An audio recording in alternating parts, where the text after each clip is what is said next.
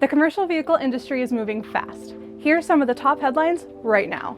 Ford Pro is continuing to strengthen its commercial vehicle center program, and Work Truck Solutions is part of that strategy.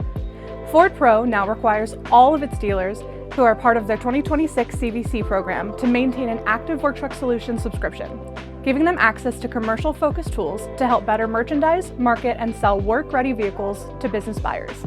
Next, Workhorse is making another move in the commercial EV space with a new medium-duty electric platform targeting the Class 5 and 6 market.